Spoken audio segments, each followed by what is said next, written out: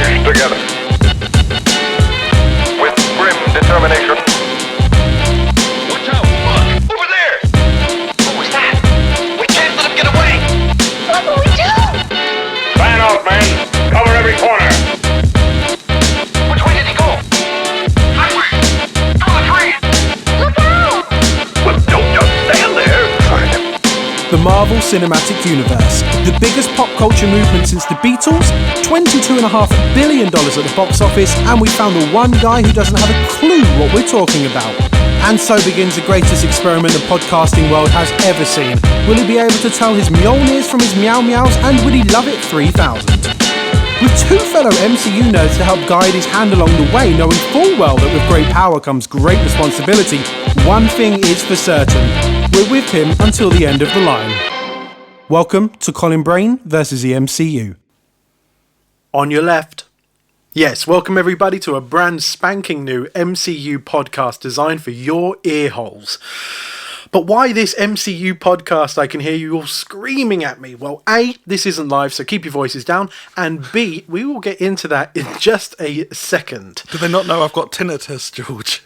Yes. Chronic tinnitus. Podcasters, assemble. Joining me every episode are two of my very best friends. They are the wonders to my vision. I love them just as much as Tony Stark loves himself. So please welcome Robert Trott. Rob, say hello. Hello. Hello. I don't know we talk like that. I don't know what happened to me. I'm on the spot. And the man of the hour, the man who this very podcast is named after, please welcome Colin Brain. Colin, say hello. That has got to be one of the cringiest intros I've ever heard, but I love it. Hello. Hello. Yeah, all that Tony Stark stuff, mate. No, it's not good. But designed for your ear holes. Yeah, that was the one. Yeah. Good stuff, mate. So now, before we get into just how integral Colin is to this podcast, we should maybe give a bit of background to ourselves because, essentially, Rob, you have never met Colin before, but I know both of you. So, Rob, how do we know each other? We studied, how long ago now? Because I always forget how long ago. I was 18 to 21. I was at uni. I'm 32 now. About a long while ago. Yeah, over a decade. We studied at uni together and we made films and stuff. Yeah. Yeah, and we carried on making films we kept and in stuff. touch. Yeah. That's about it, really. That is it. In a nutshell. Colin, how do we know each other? Damn, I go back a bit, mate. Well, we grew up in the same hometown. Your dad used to be the manager of a football team that I played for back in. Yes, he did, actually. I forgot. Which is awful because I hated every minute of being in that football team. But anyway, we'll save that for another time. And then, what was it? You were buddies with another friend of ours, Dan, and you were in a band, and we kind of all bonded over listening to the same, like, Grebo music back then. Very heavy metal music, yes. Yeah. You were a drummer, I was a drummer, you know, and you actually got me into a lot of film and TV back then. And yeah, damn, we've lived together in London, shared a room. You were on the top bunk. No, I was on the top bunk. You were on the bottom bunk. Yeah, man. We moved to London, two poor young men, and shared a room, and we even got bunk beds. And I had to put up with your snoring for, oh my god, dude, and your stinky ass feet as well. That was awful. But anyway, yeah, man. It's been a great road, and now look at us. We're doing a podcast. Now together. look at us. We've got a podcast. I know. I'm I excited. don't think you could be in your sort of early 30s without having a podcast now. I think it's I think especially through the pandemic, man, everyone's just like, we're bored, let's make a podcast. We're going to do our own version of Imagine next week, I think, aren't we? Yes. Oh, God. To get to that stage of the pandemic. Oh, Christ. Oh, we're not there yet, but we're getting there.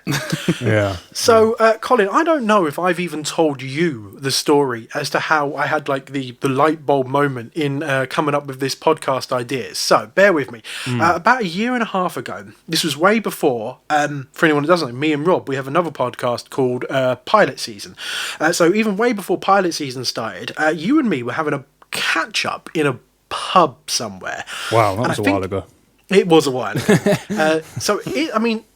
before I get into the story, I mean, it's safe to say that your knowledge on the MCU is verging on almost non-existent, right? Yeah. I mean, I can just spend a couple of minutes just kind of, like, you know, briefly summing up just my experience with it, really. I mean, way back in the day when they all started popping up, and I mean, I'm still unsure of what even classes as an MCU movie. So half the things I'm about to say, you're all going to be laughing your asses off. But I mean, you know, it was like when X-Men started coming out. You had the Tobey Maguire Spider-Man, which I actually liked the first couple. The third one, I don't remember liking that much, but again, it was a while ago.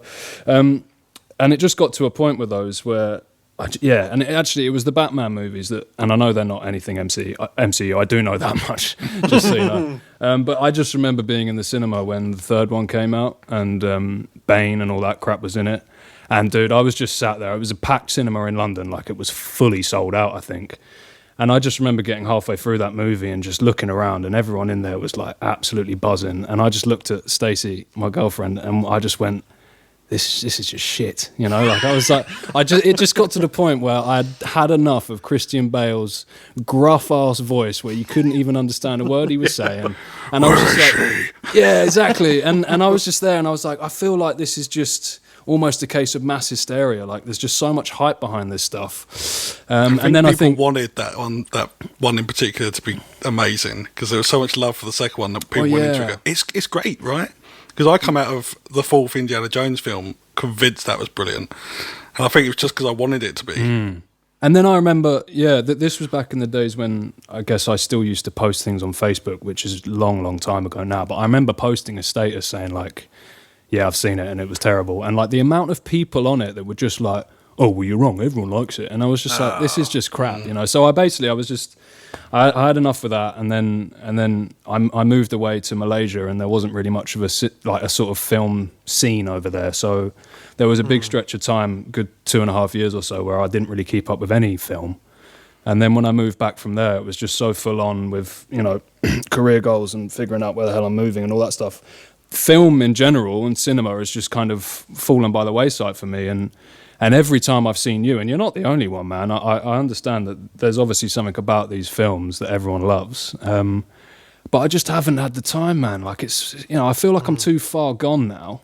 I feel like I needed you to create a podcast around this for me to ever watch them. Because I can guarantee you, man, there is not a chance in hell I would have sat down and watched Iron Man yesterday unless it was for the fact we were doing a friggin' podcast about it. So, like, part of me is excited because I feel like I am sort of missing out a little bit. There's that, FOMO or whatever kids are calling it these days. But at the same time, there is a part of me, the sort of more miserable part is like, it's just some corporate machine now that's just churning out stuff because they sell merchandise around it, and you know they'll make a movie over the illustrator of a comic book eventually because they just need content to put out there. And again, I say that from a very naive point because I have nothing to back it up on. So I would say that like I'm not going into this as a hater as such. I'm not going into it just to chat shit about Marvel films, which I'm sure a lot of people could do because I just don't care about them. I just don't care. That's simple as that. I haven't seen them. I'm not bothered about it. You wait till you get to phase 3 with John Romita Jr., the movie. Yeah, I mean, yeah. So that's basically. Well, actually, it was meant to be short, but it's banged on a bit. But that was sort of summing up. Yeah, that was it, man. No, that's perfect. So yeah, back to the story in the pub. So as Colin said, shit. Yeah, sorry. Christ, how long we got, boys? Have we got enough? Space on the hard drive for all this. Yeah. So, as I said, and as Colin just said, he doesn't really do social media. He barely watches films as it is now. So, I remember you and me were in this pub, and you asked a question. And now it was purely out of, and there's no other word to put it. It was purely out of kindness, because I know you could have given less of a shit, but you knew I was a bit of a nerd. So you asked, you seen any of those new Marvel films recently? And I responded saying, yeah, we've just had a couple of like big Avengers movies, and we're just waiting on the new Spider-Man movie to come out now. To which you replied, Andrew Garfield is still making that shit? Okay. And then, like, bing, that was my light bulb moment. So you had no idea there was a new Spider-Man, let alone seeing any of the new films he's been in. Yeah, man, I've had my blinders on. I've just had my blinders on to it, to be honest with you. No, Yeah. it's created a perfect podcast idea, really, because then the cogs started to turn. So then after recording an episode of Pilot Season with Rob a few months back, I told him that story, and I just said that we had to do a podcast with you. So yes, ladies and gentlemen, this is an MCU recap podcast, but with a twist. We are watching it with someone who knows nothing about the films, the characters, the events of any MCU films, and he's just proven that point by listing MCU films, and not one was in the MCU. There you go, mate. There you go. So just before we jump in again, and I'll introduce you guys to Rob a little bit more, I will add a little bit of a disclaimer that I know Colin has in fact come across the MCU in the past, albeit either like unintentionally or out of circumstance. So correct me if I'm wrong, Colin, but you think you saw Guardians of the Galaxy on a plane? Yep, I saw Guardians of the Galaxy 1 on a plane. Haven't seen Right. the second one. I have seen Iron Man before, but I mean, I didn't realise, man, this shit came out in 2008. Yes. That is mad. I think I saw that one at the cinema. But I mean, I saw the Iron Man movies, at least the first two, but dude, I can't remember. I mean, I watched it yesterday and it was like watching it for the first time again. I couldn't remember a thing. And again, like, I also remember seeing one that was so bad, but this might not be an MCU movie. It was the Green Hornet. Was it the Green Hornet? No, not. Yes, that is not MCU. Okay. That is even DC. Oh, it is it? Right. Yes, Was that the Ryan Gosling one? Yes. No. No. Oh, I'm thinking of Green Lantern. Am I thinking of Green Lantern. Yeah, there is a Green Hornet film with Green Seth Hornet? Rogen. Was Seth Rogen, wasn't it? No, I'm thinking of Green Lantern. Sorry. See, this is just proving the point even more, really, isn't it? But yeah, is that MCU? No. No. Green Lantern isn't. Okay, good. We're in for a ride. There might be some hope in this. But I also know that I actually dragged you to see Captain America, the First Avenger, to a cinema in London way back in 2011. So you can't even remember that. So I do remember that, actually. Yeah. Is that the first Captain America? it is. Yeah, I remember going to cinema, but that was only because you brought it up last week when we were talking about it. It had completely gone from my mind until then. So yeah, I mean, as you can tell, I know very little about all this Yeah, stuff. so we've got maybe the first couple of films that maybe Colin has seen but can't remember, and then we've got some surprises along the way for him to say. So, Mr. Robert Trott, would you consider yourself an MCU fan? I am a massive MCU fan. These films, they know what they're doing. Like, they probably got like a poster in one of their offices. Like Colin was saying, like, they know what they're doing. They know who they're selling to. And it is like a weird sort of retrofit picture of my face. My nerdy, give me filmic geekery face up on a wall somewhere. But yeah, 100% for me. Like Iron Man, you said I didn't even see this in the cinema though. Controversially, my dad was a bus driver and he got it off some bloke that used to bring around like dodgy DVDs. Yes. So I watched it like in one of those, and like this is old school dodgy DVD where people used to film it. So I had like people walking across the screen. Oh, no. I don't. Yeah, it's not the best way to watch Iron Man, but yeah, that was my introduction to the MCU. So far, so good. Skip the compliments. Let's get on with it. So, as you all at home know, because you press play, we are starting with 2008's Iron Man. So now, I did give Colin and Rob a little pre-warning before we started recording that I'd like to give our listeners and Colin a brief background of the film, maybe to help put things in context for when we do a little deep dive into the film and then into our general thoughts as well. So, will you let me have the stage, gentlemen? I mean, go for it, mate. Go on. I think you're having the stage, aren't you? Yeah, just take it, buddy. It's very kind, thanks. So, way back in 2006, when Marvel Entertainment announced they would be releasing Iron Man as a film, it came with quite a bit of confusion. Because this was the company that made Spider-Man, they made X-Men, Fantastic Four, and they had Captain America, all the comics and all the cartoons, the list goes on. So then, why bother making a film about an alcoholic billionaire in a metal suit? Basically, because Iron Man was all they had. Now, did you notice that I said Marvel Entertainment and not Marvel Studios? That's because they weren't in the business of making films. What? I noticed. Thanks. Good to know you're paying attention.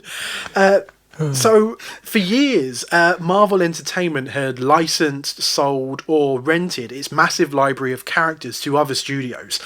They sometimes didn't even get the credit of being producers. Sometimes on films like Daredevil and Blade, they were simply listed as consultants. So in 2004, they decided they would make their own films as an independent company named Marvel Studios. And a man named Kevin Feige, remember that name, Colin, became president of production. And the first film to be greenlit was Iron Man.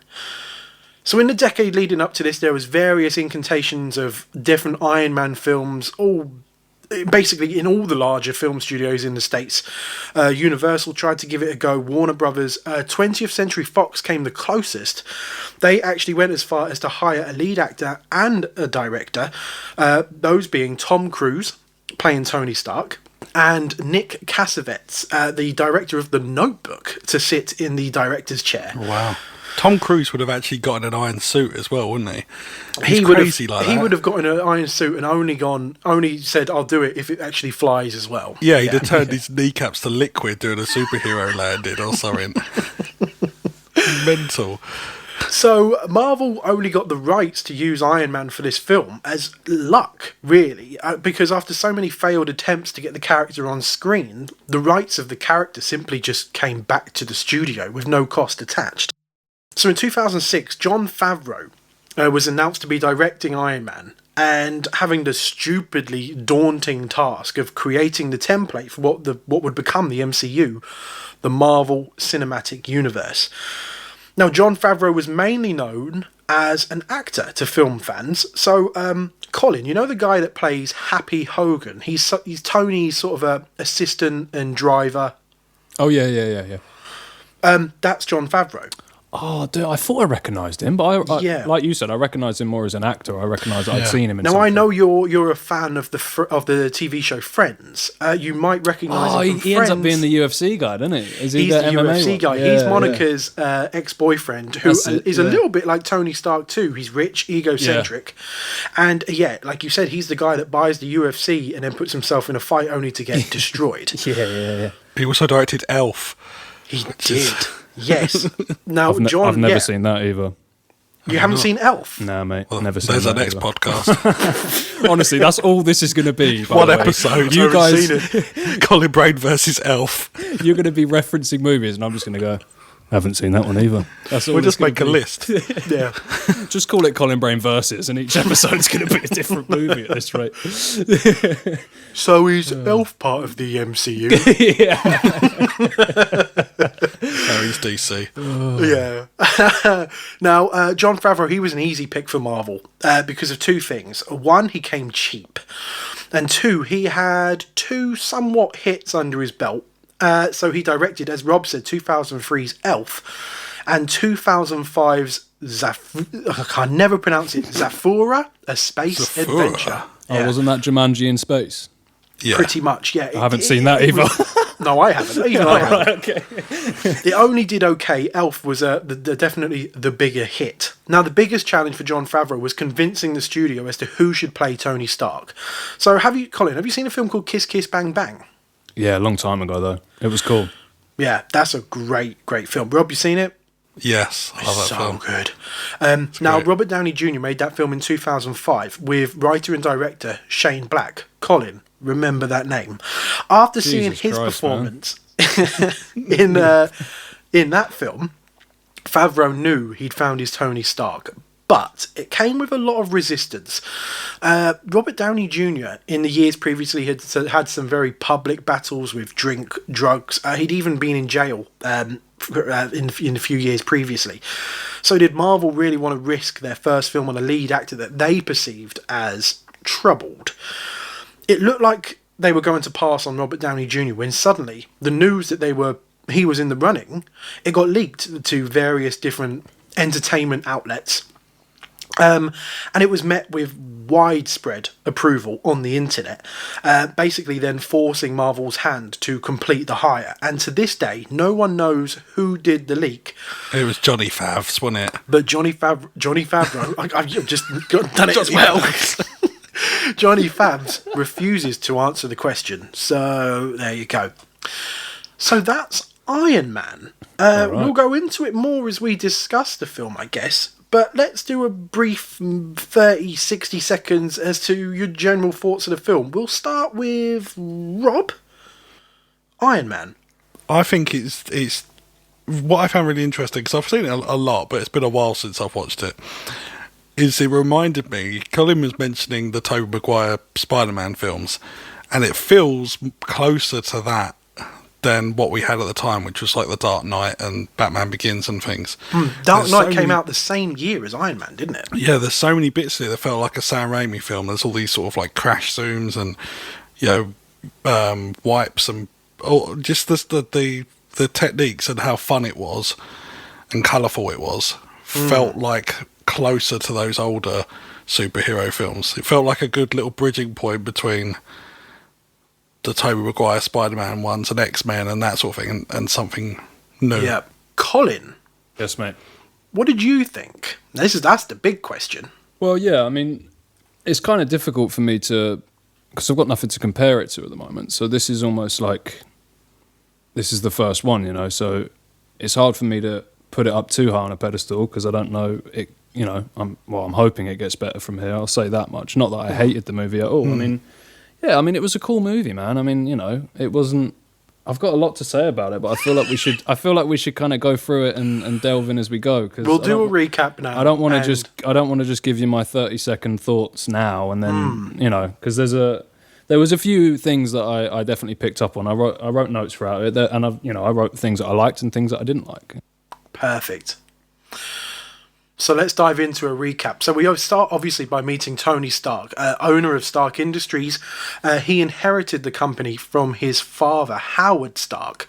Now, whilst out in Afghanistan doing a weapons sale with his friend Colonel James Rhodes, or Rhodey, Stark is attacked and kidnapped by a group called the Ten Rings, and is told he must build the Jericho missile, which is one of Stark Company's weapons. So that's a very brief introduction to the first sort of 20-30 minutes of the film. But in general, what do we think of, let's say, Robert Downey Jr. then? Because like I said, there was lots of dispute as to whether he was right for the role. What do we think of RDJ? I mean, I think the first scene when he's in the sort of army truck and he's throwing out punchlines and stuff, I absolutely loved that, man. I thought he was hilarious. I think it's got the trifecta of the things you need to make Tony Stark. It's got AC/DC, it's got whiskey, and it's got sexism. Yeah. That opening scene. Yeah. There's a bit that, like, watching it again, where the woman officer at the front speaks. He's like, "Oh dear God, you're a woman." Yeah. So apparently he's played by Seth MacFarlane in my version. But you see, like, this is, like, I thought that was, that whole thing was well done, and the comedy value behind it was well done. But there was a bit that comes up in maybe 10 minutes or so later, which made me shake my head so much. And, I mean, it was like, I couldn't believe, and it might just be a sign of the times, because I honestly don't know what would happen if they put a clip like that in a movie these days, just because of, the Twitter mob might jump on top of it.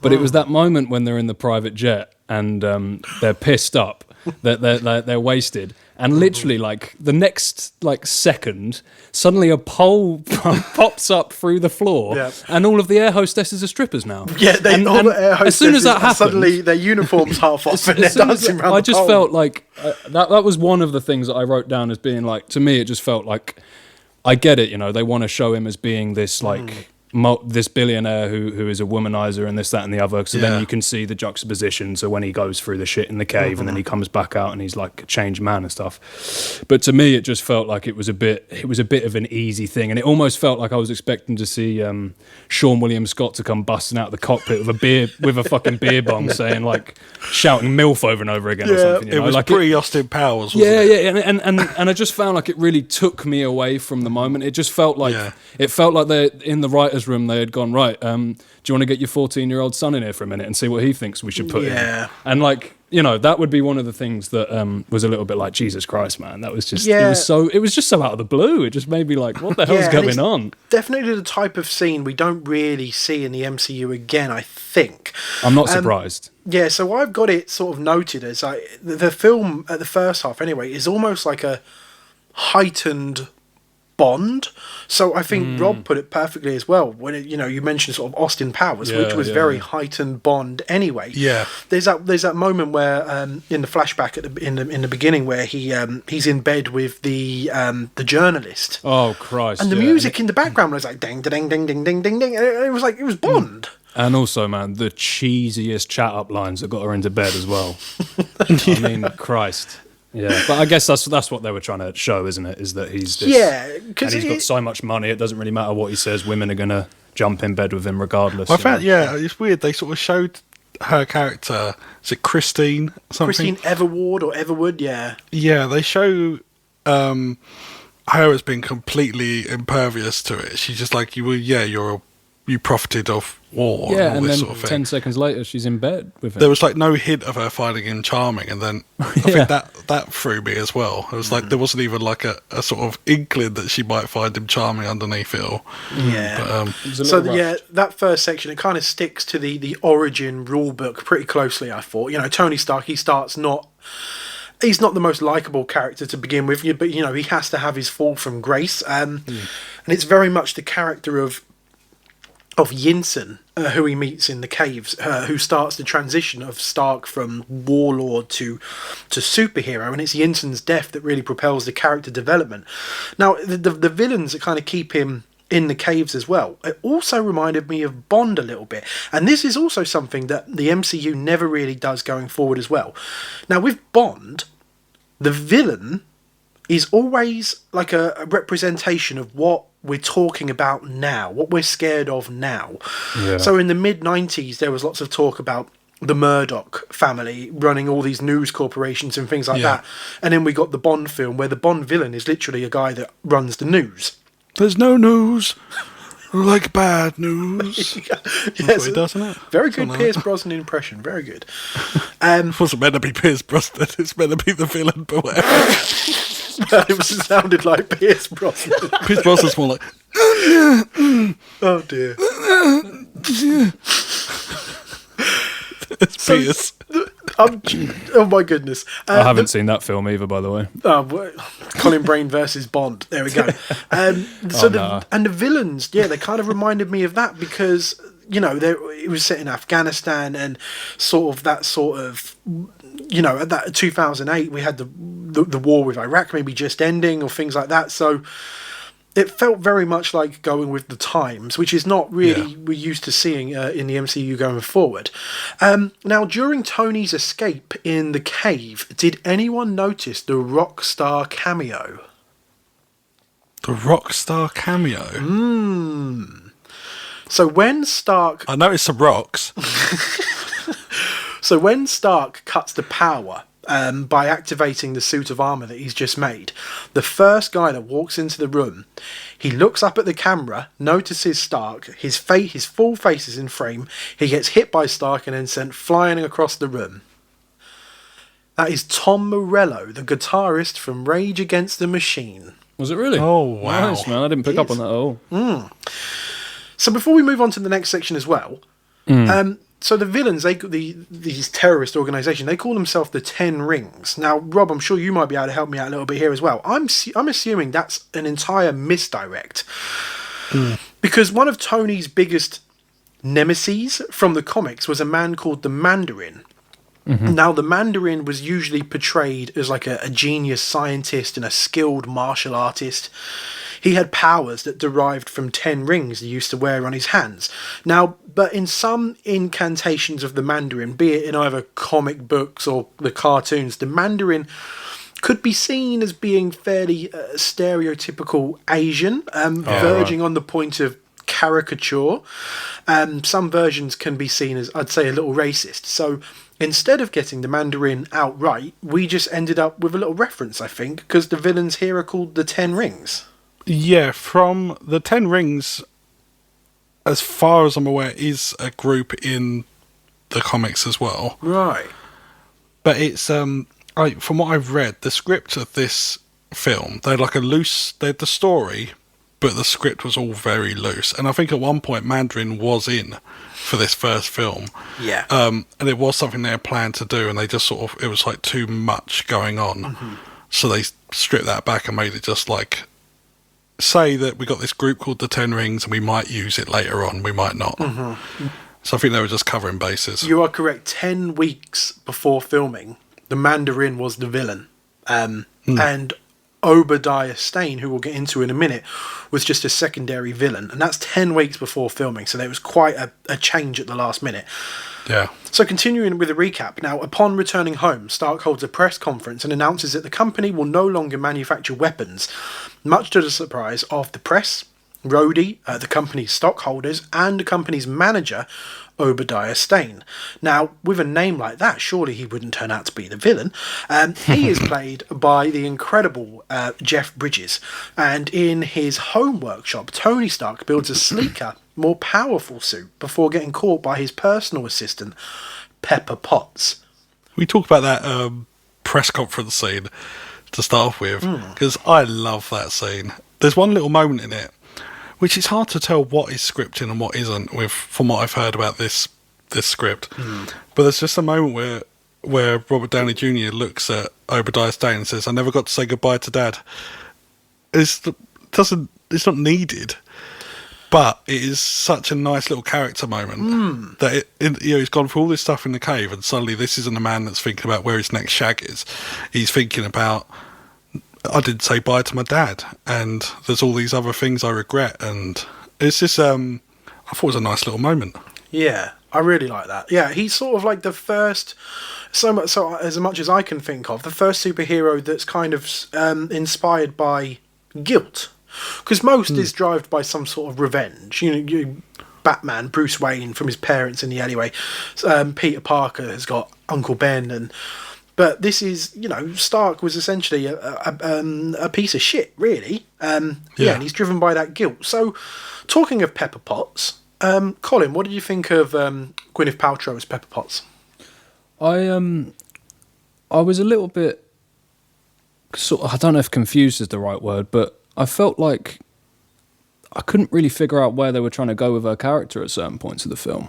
I felt like there were moments where she came across as being this sophisticated sort of, just woman in his life that was sort of there to almost be the mother role and kind of pick up after his crazy antics and all this sort of stuff.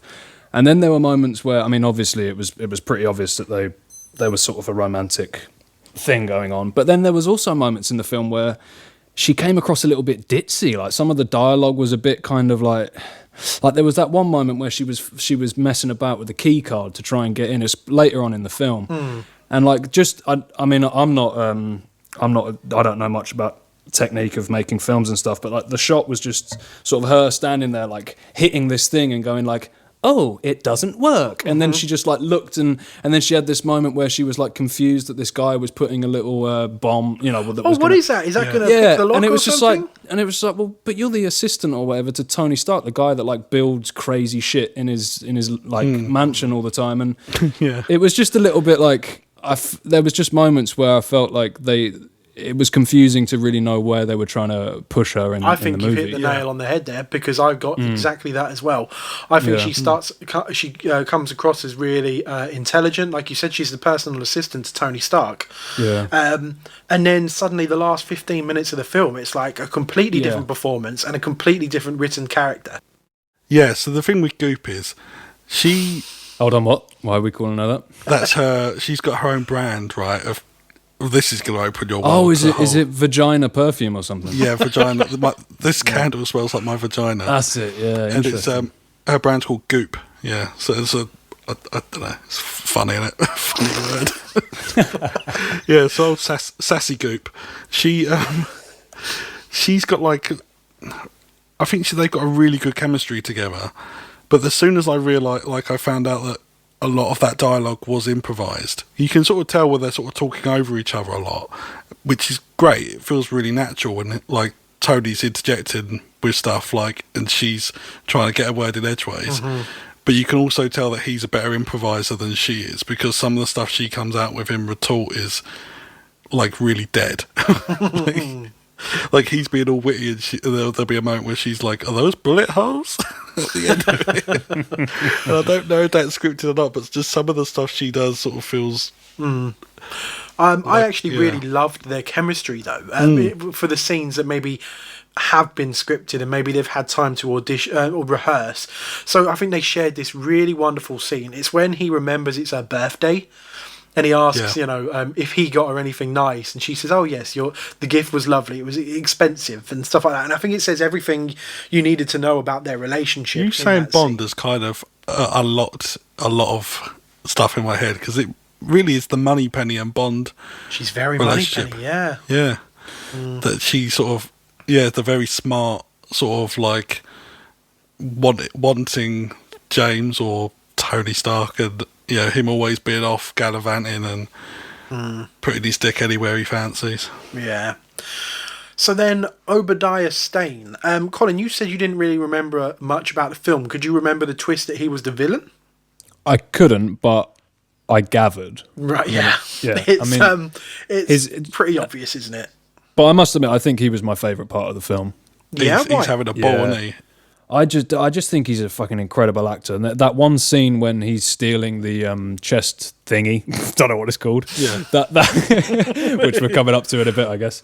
But that scene where he's doing that was when I was just like, this is the guy. Like, he's the guy from this movie for me, 100%. Once he gets to be the villain, he's like, there's so much ham. But like, I don't say it's a negative. Like, he is just proper like bringing the panto fun to it. It's the whole bit when he's like, Tony Stark built this in a cave with a bunch of scraps.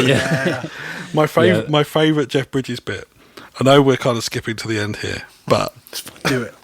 My there's a few, once he's allowed to be the villain, a few lines where he sort of he's flying up in the air with Tony Stark and he goes, "Icing problem." And he turns to fall to the ground. And his face is so like, he almost sort of was a stone's throw from doing a Tim Allen like, "What?" kind of thing. But my favourite bit is when he's shooting at Tony and he shouts, "Hold still, you little prick." But I think you're right though, man, in the whole sort of pantomime thing, because there's that moment when what's her face has just stolen she's downloaded the stuff from the laptop. Pepper, is it? Yeah. It's Pepper, right? Yeah. Yeah. And even just his reaction when he opens up the screen and it says like download complete, and I swear he like bashes his hands down on the proper thing. animated. Yeah. And I just think like, I mean, because, and that was actually one of the things that surprised me a little bit about the movie, is because what I find that these films, one of the reasons again why I sort of just gave up with them is because they all came across very formulaic to me. It was the case of, right, here's a superhero, here's his backstory, here's a villain that's going to destroy the world, and then the superhero is going to save the world in the last end. There's probably a love story going on with that, along the lines of it. And it was kind of interesting to me because I had literally forgotten everything about this movie, and I was expecting to see some other or some sort of superhuman villain to pop up at some point. So it was actually really refreshing, even though it's the first movie. It was refreshing to me to have that, and like you said, there was almost like a cut. I mean, you didn't really realise he was the main villain until that point in the film. Beforehand, you think it's more of the terrorist organisation and all that stuff, and then obviously you find out that they're all involved with each other. But it was a good reveal, even though it wasn't the most. It wasn't like the most. Yeah, he knows how to make an entrance. There's a bit earlier on when he's going to meet Tony, when Tony's just back in the in the US. and Obadiah sort of pulls up to outside the building on a Segway smoking a cigar. Oh, dude, that bit was hilarious. At such speed that he looks Segway. like he's So fast. he's so fast. And just, yeah, I mean, anyone in a suit with a giant cigar, and he's got such a good look as well, man. He looks so fucking cool. He doesn't even look like Jeff Bridges. That's the thing. If you ever see those things when you're a kid and it's like a drawing of a face and it's like, now turn this upside down and it's another face, he looks like one of those in this film. If you turn him upside down, he looked like he's got like a coiffed quiff. Yeah, but he was the man in that, man. He was my favourite part of it, I think. And there's a reason why Jeff Bridges is known as the man. That's what they call him, Jeff That's the Man it. Bridges. Yeah.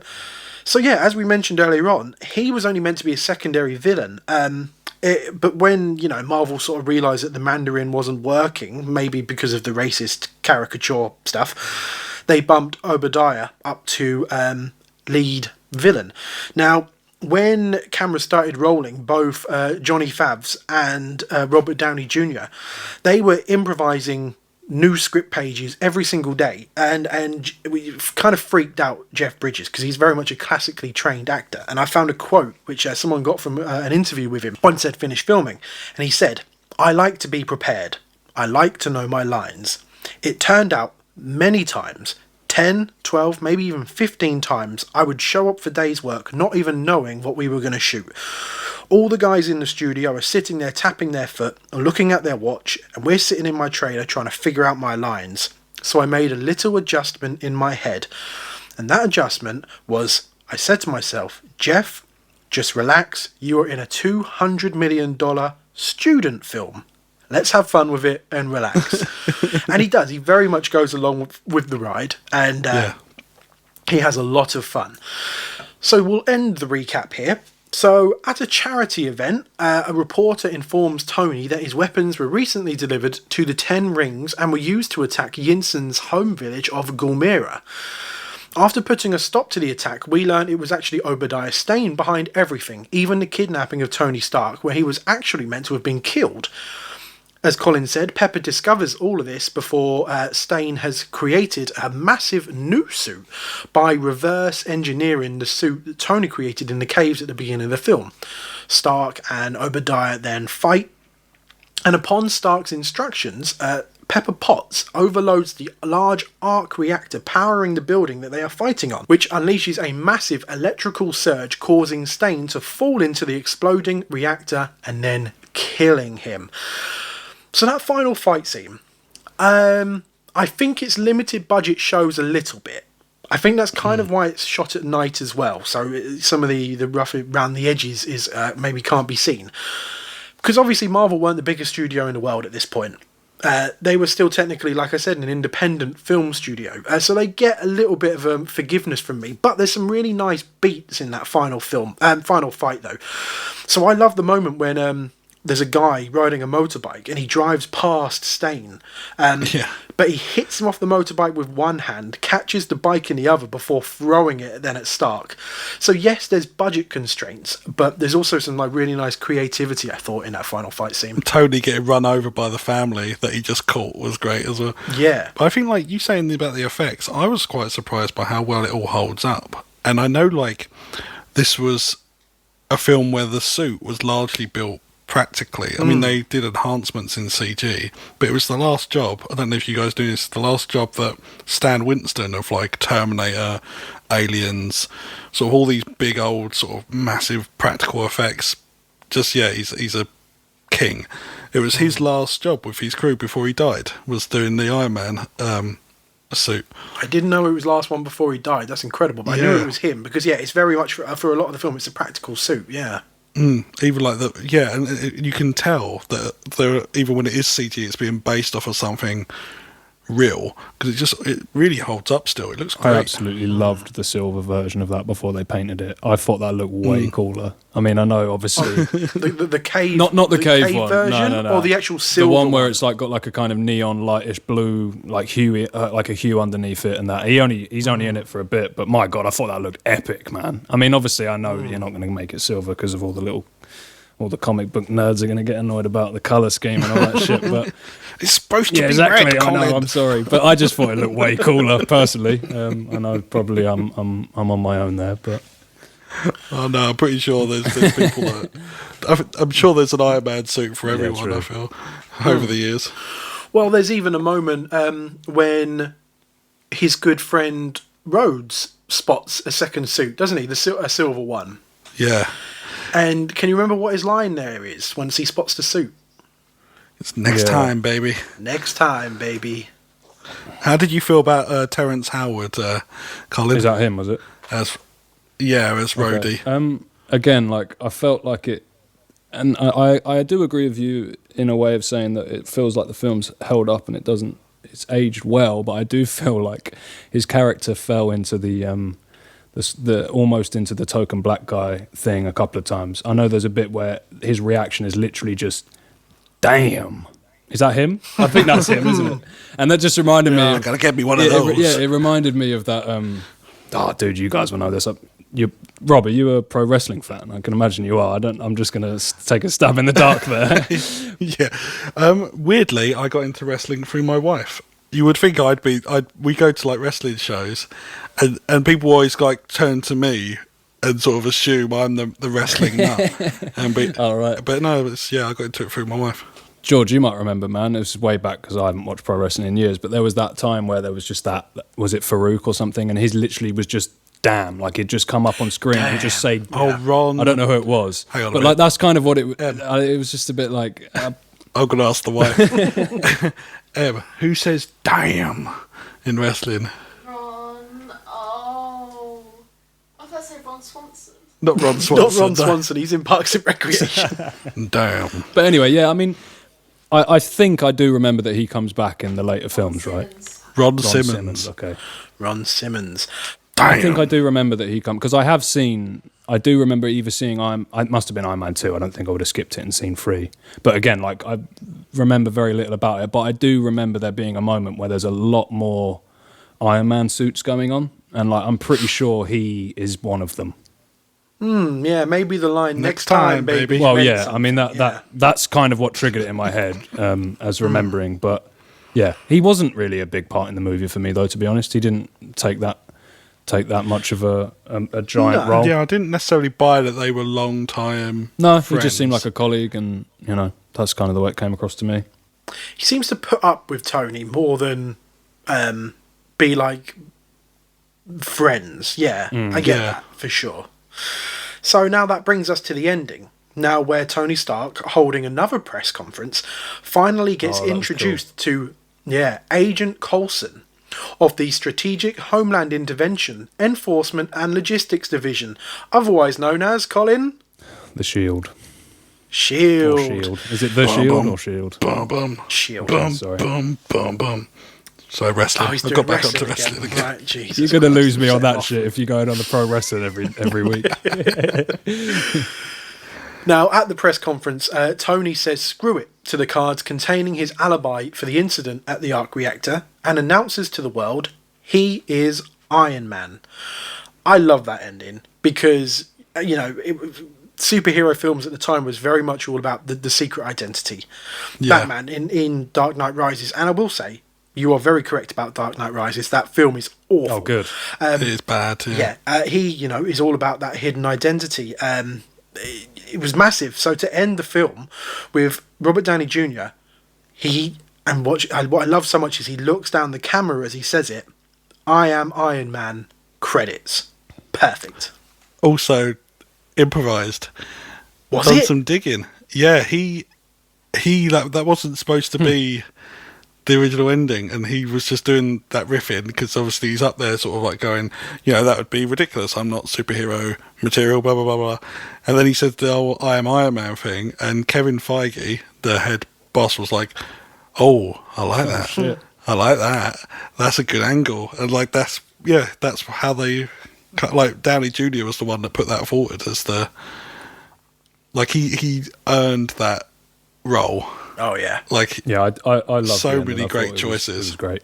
It was just one of those moments where, like, And because does it pan afterwards and you see the reaction of the press conference as soon as he says it, or all of the journalists? I know. I think it It's literally. just- Oh, is it? The Okay. first press conference, it pans and everyone goes ballistic. Oh, okay, right, yeah. But they're brave enough to let us know that Yeah. everyone's gone ballistic. Yeah. We don't need to see that. That's how you end a movie, He's now man. delivered even bigger news. That's how you end a movie. I am Iron Man end, yeah. No, I liked it. It was a good ending. And then obviously having Black Sabbath on the end credits is Of course. automatically going to make that moment the biggest mic drop ever. Had to be done. At least it wasn't more AC/DC. We can just be happy about that. They had to put the Black Sabbath song in there somewhere. So then, final thoughts of the film. Rob, did you love it? Did you like it? I think, oddly, at the time when I first watched it, I liked it. But over time, I've grown to love it more. I do not think it's perfect. I think there's a lot of things that I think are sort of a bit lazy. So having Obadiah be just in a bigger Iron Man suit just sort of felt, and I didn't really know what Obadiah's plan was once he got in that suit. Was he gonna? He had no one left to sell it to. He was just, I don't know. He just sort of threw a load of families around, and I was like, I don't know where you're going with this, mate. But there's a lot of things that I sort of thought weren't perfect, but when it worked, it really worked. Moments like proof that Tony Stark has a heart. I love it. Yeah, like these little, like the characters were so good and the performances were so good for the most part. That it's I've grown to love it over time. It sort of meant more to me the more I watch it. To me, it's sort of been improved. I mean, I absolutely loved it when I first saw it, and I absolutely love it now. But it's all somehow been improved by the following 22, 23 films that's preceded it. Because, obviously, they never knew what they were building to in doing this. They had Iron Man, like I said, by chance. The rights just reverted back to the studio. So the plan was, let's just get to Iron Man 2. That was the plan. The dream was to maybe an Avengers movie. And it's the fact that throughout these next 23 films, they've even managed to look back and take little bits from Iron Man 1 to make it helped expand the other movies as well. So that's why it'll be interesting to see Colin's perspective of someone that's seen it for the first time, and very much, like I said, a film that's creating the template for the MCU. So I'm looking at it with sort of that perspective. Same, because I think me and you have spoke whilst rewatching it that there'll be, obviously there's probably a lot of people listening to this going, why aren't you talking about this? Why aren't you? Because we don't want to talk about all the other films that are coming up, because that's for Colin to discover as we watch them. But there are moments in this where we're sort of going, oh, that line, oh, that means something more now. That means this, or that means that. And it's going to be interesting sort of coming back to those moments and sort of seeing if opinions change as you go on, like as with us, I guess. I completely agree. I cried during this, but not, Colin's shaking his head, because I cry at everything. But there was a moment in this film that just reminded me of something that happens later on in the MCU. Obviously, I'm not going to say that completely. Rob, I'll try and I'll say the word cheeseburgers. Yep. Ruined me. So, Colin, That's mate. final thoughts on the film. I think if I was to choose, again, because it's the first one and I have no reference of if it's going to be the best film out of the whole series or the worst, but I would say, I liked it. I didn't love it. For me, the pacing kind of dipped a bit around the sort of, I think it was probably between 45 minutes to an hour mark. And and again, it's funny actually, Bond didn't come into my head, but as soon as you mentioned it earlier, and it's been kind of a bit of a topic that's come up a lot, one of the things that I don't like about the older Bond movies is how much it relies on technology, and it's just all about look at my fancy gadgets and all that kind of crap. And I felt like, I don't know if again, with this, the year it came out, although you said it was quite low budget, so it's very impressive the CGI and stuff that they did use. But to me, it felt like there were just scenes of the movie where it was just more like, look how fancy this looks. Of like, you know, when he's doing a lot of the using like virtual screens that are coming up out of nowhere and putting his arm through like a virtual thing and then holding it up. And there was just moments of that where I was just a bit like, yeah, we get it, man. Like, you've got cool shit in there. And there again, man, like, my attention span is awful these days. Like, so it's hard for me to sit through a movie without wanting to, you know, get up and go for a run or something. Like, it's just, I just don't do it that much anymore. So I don't know if there was an element of that to it as well. But there was definitely a couple of moments throughout it where I was sort of, my hand was reaching for like my phone or something, which obviously I had to stop myself. But I'm glad you said your phone. But yeah, there was a bit too much of that for me, and there were a few moments where it kind of dipped, and there was some lulls in. And again, like, me going into it as being, you know, not very educated in the superhero world, I was expecting more action. I've got to be honest. But again, it is quite light on action. Yeah. I was expect. Yeah, there's that revenge mission, isn't there, with the tank, and they're badass. Yeah, but like you say, it's quite simple sort of setup. And also, I felt like I'm just not really that into a lot of the humour in it wasn't my type of humour. It felt a bit slapstick to me.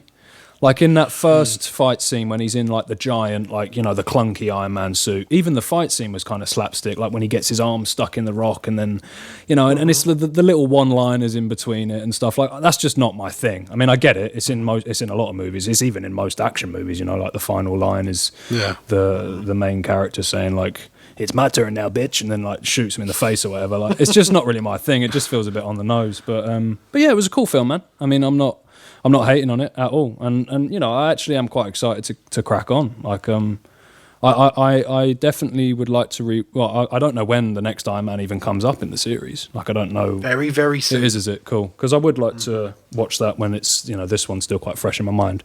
Because saying all that stuff about how much I liked it, I probably wouldn't watch it again. But that's not anything on the film. I don't remember the last time I watched a film. Just you. Yeah, I don't remember the last time I watched a film twice, even if I loved it.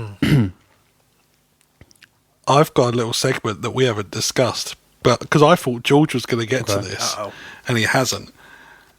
And seeing as it's in every single film, I'm going to start here. Excelsior! Stan Lee, the like one of the big figureheads of Marvel Comics back in the day. Sorry, I made myself laugh. That's so depressing. He has a cameo in each of these films. Colin, do you know who Stan Lee is? Yeah. Okay, I do know that much. So his cameo in this film was as a stand-in for Hugh Hefner. Robert Downey Jr. Tony Stark walks past and goes, "Hey, Hef," and he turns around looking very shocked. I just thought that was Hugh Hefner, to be honest. They're both old grey men. I'm dead now. Yeah, both dead. Yeah. One other thing, though, I will say is. There was one moment that made me shake my head, and it reminded me of that part in I think it was the last Indiana Jones movie, when he survives the nuclear blast by being in a fridge, which is just utterly ridiculous to me. One question I wanted to ask you guys is, because that chest thing that he has, that doesn't give him any superhuman strength or anything. That's just there to keep the bits from not going in his heart, right? Yeah, the gubbins from his heart. Dude, when he flies out of the sky in that clunky ass suit, do you remember that bit when like, and he goes up and he just pelts it into the desert? No one's surviving that shit, man. That is up there with yeah. It should open up and there should just like be a Tony fucking Stark soup smoothie. in there. Just Yeah, exactly. That was ridiculous. Little puddle of a goatee. But again, it's a movie, so we get past that shit. Yeah, you know? No, he doesn't have any superhero powers, no, whatsoever. His superhero power, much like Batman, is that he's rich. Yeah, it just that was a. And clever. We've got to give him that. Yeah, and clever. He can think his way out of certain situations using gadgetry or science. But Colin, I actually completely agree on a point you made as well. There was one point when Even I was like, oh no, come on, less of that, please. Of the suit being made by the robots, with the camera spinning round, with the guitar riff in the background. I wrote down on my phone gadget porn. Yeah, yeah. Like, it just kind of very much felt like that to me. Yeah, for sure. So for anyone that doesn't know, there's an app which me and Rob use quite a lot. It's called Letterboxd. Now, on Letterboxd, you can... This is not a sponsor, by the way.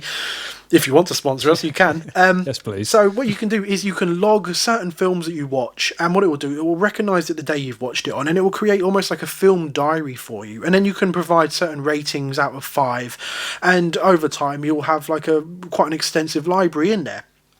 But what you can also do there is create lists, so you can rank the films of Jon Favreau, for example. You can do whatever you want. So what we're going to do is we're going to create our own ranking of the MCU, but there will be Colin's list, my list, and Rob's list. So obviously, at the top is Iron Man, because it's the only film kind of we've seen for this podcast so far. But every week we will be constantly updating that as well. But we're also going to do our star ratings.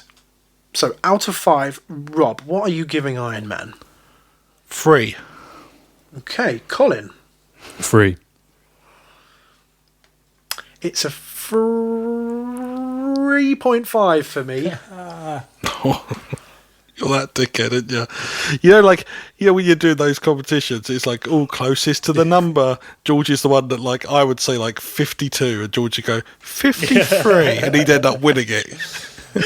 Yeah. I can't give it a 3. There's some films coming up that I think are a 3, but I can't give it a 4 even. No, I have to sit. I'm going to sit on the fence. Yeah, I've got a splinter in my arse, whatever. But also, I mean, we've got to be real, man. We've got to keep this shit real. We're rating this over all films in general.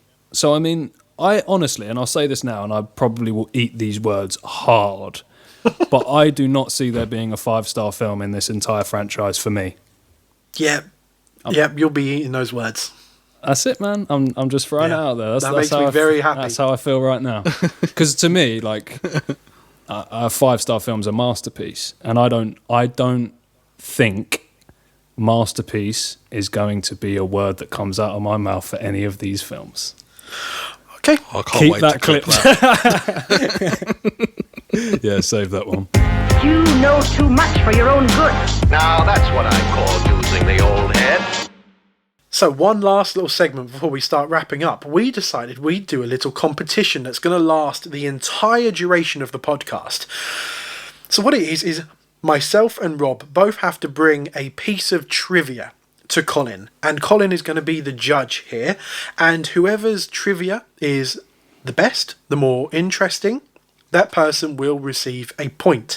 So hopefully by the end of these 23 films, even though we're going to go into all the TV shows such as WandaVision, and we're not saying the other titles because we don't want to spoil Colin, we will just keep this going, and I'm sure at one point we'll have to end it and see who the winner is. So who's going first? Go on, Rob, you go, mate. But we will say, if we have the same piece of trivia, we both have a second trivia, don't we? Yeah, and I only judge on the second one. Yep. The first one is out, so the second one gets the judgment, even if the first one's great. Go on, Rob. Let's hear it, man. Cool. Robert Downey Jr. has publicly thanked Burger King for helping him get clean from his drug addiction in 2003. His car was full of drugs, and he had a burger so disgusting that he dumped the drugs in the ocean and got sober. And that was the inspiration for Tony Stark requiring burgers after his moment of epiphany. Interesting. Okay. Oh, he's giving me nothing. I mean, you know, it's good. So hold on. So he had a load of drugs in his car and a burger. Is that it? And he threw away the drugs and then ate the burger. Is that what the... No, he ate the burger. He said the burger was so disgusting that it made him have an epiphany of what he was doing with his life. Okay.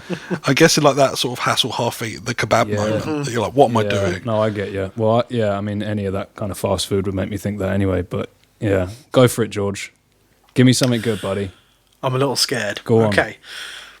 So, in Tony's first press conference, The one where you said everyone goes absolutely nuts after it. Yeah. When he gets everyone to sit down, there's one guy in the front row with a little mic, and he says, "What was it like out there?" Yeah. And hands the mic to Tony. Now, this guy was a relatively new actor. He just moved to Los Angeles and dreams of becoming an actor. This was his only film, and this was his only line ever uttered on film. But he's he's a very, very happy man today, shall we say, because that man is the father of pop superstar Billie Eilish. Oh, okay. I read this earlier, you little shit. Damn, that's good, man. And that's current. I mean, yeah, that's... Burgers are current. Burgers and Burgers are current. Dude, I mean, I hate to do it.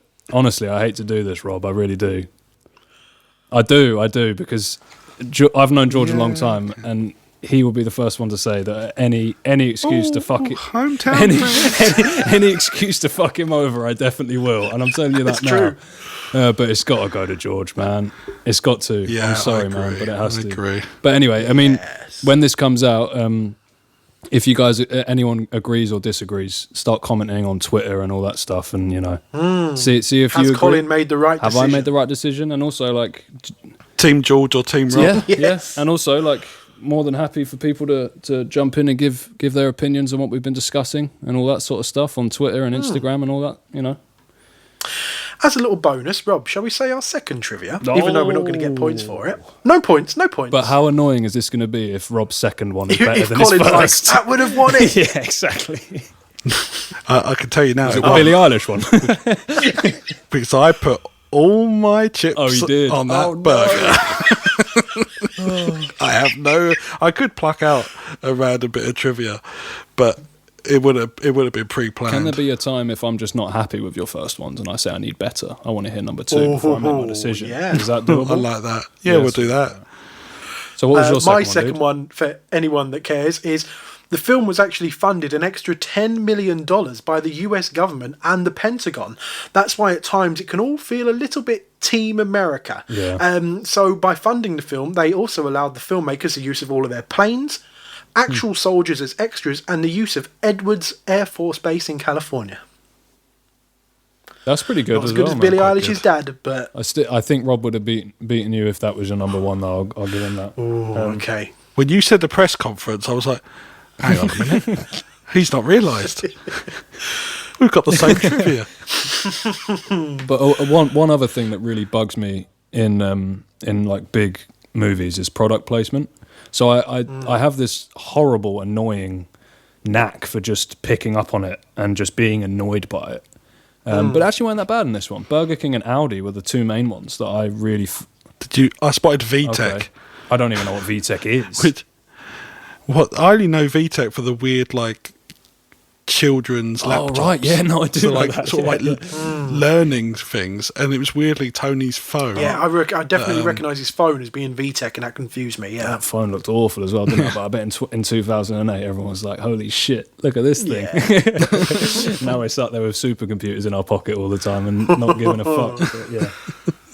So that's episode 1, Done, in the Iron bag. Man. Yeah, thanks everyone for listening. Like we said, this is going to be an ongoing thing. We're just going to keep going. Once we've done the films, we'll jump into some of the TV shows, and obviously we've got loads of new films. We've got the next 3 years already planned out. Marvel have got constant content coming out.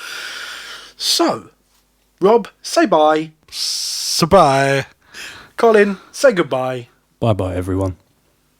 Join us next week as we watch from 2008, The Incredible Hulk. Okay. I'm excited, man. Let's do it. Next time we meet, let it be in peace and friendship. This is as far as you're going to get tonight. Such valuable stuff.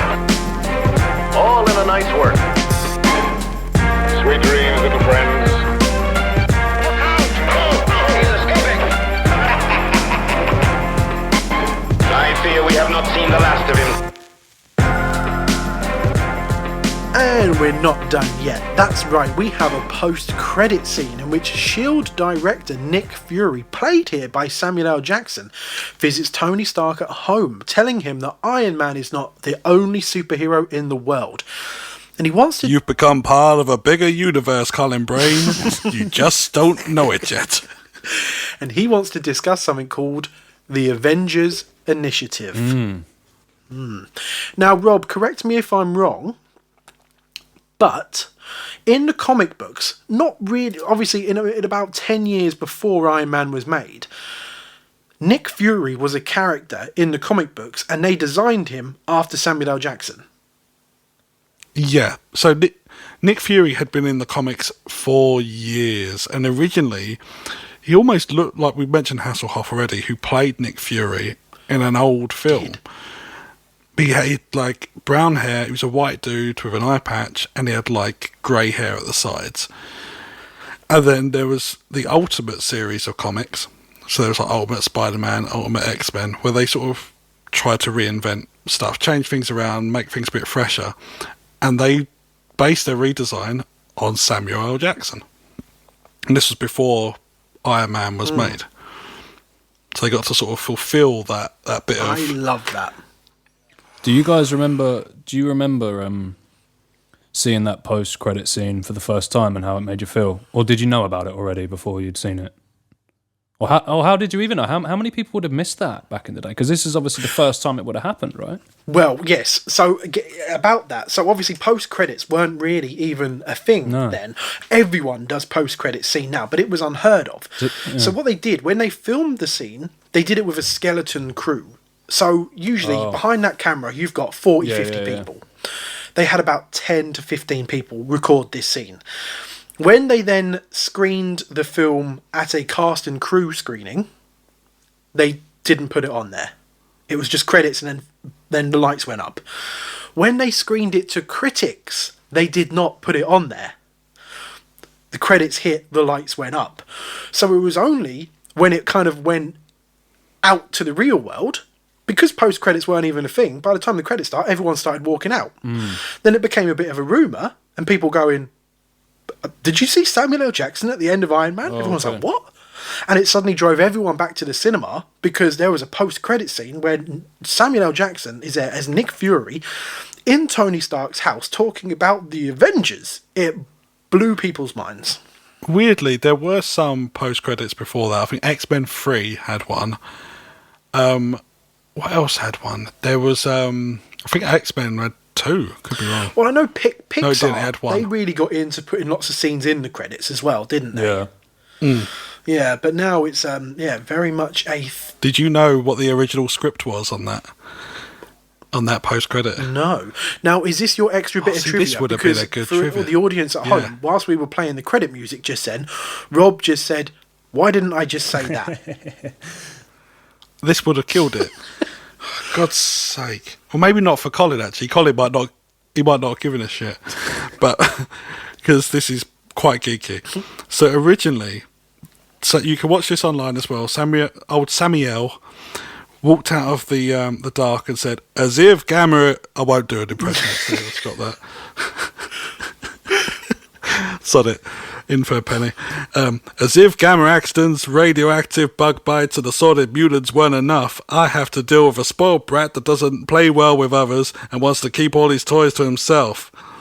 Then Nick Fury mentions the Avengers, and Tony says, what are we avenging? And he says, whatever we want. Ooh. Oh, thank Christ they didn't do that. Yeah, that doesn't work. Yeah. But it's interesting that they're talking about, they're hinting at the Hulk, X-Men and Spider-Man. Yeah, things they didn't own at this point. That's wishful thinking. Yeah, obviously they realised they were never going to own them. So he can just say... or get the permission to do it. So they changed... He stood in darkness for that line anyway, so they just changed it. So it makes sense saying the Avengers Initiative, because the Avengers themselves have gone through so many different iterations. I guess the plan was then, if we get to an Avengers film, we'll just see who we've got and put them in there. Who we can get, yeah. Very good. I should have used that. That was cool, man. Samuel Jackson, as soon as I saw him pop up, all I think of is Snakes on a Plane when I see that guy. I can't take him seriously, man. Is he in these a lot? This is a tangent, but that man, Everyone talks about the moment in Snakes on a Plane when he's like, get these motherfucking snakes off this motherfucking plane. But there's this great bit where the guy from High Fidelity is talking on the phone to him and he goes, we got to be quick. Time is tissue. And he looks down the phone with such confusion as if it's not in the script. He goes, time is tissue. My favourite bit of the whole film. Does he play a big part in these then? He's in quite a few of them. He's what I'd call maybe the connective tissue between these films. You know what tissue is, don't you? I can't believe I just did that. Yeah. Okay. Thanks again, everyone. Thanks for joining us. Stay safe, stay well, and stay nerdy. See ya. Take it easy.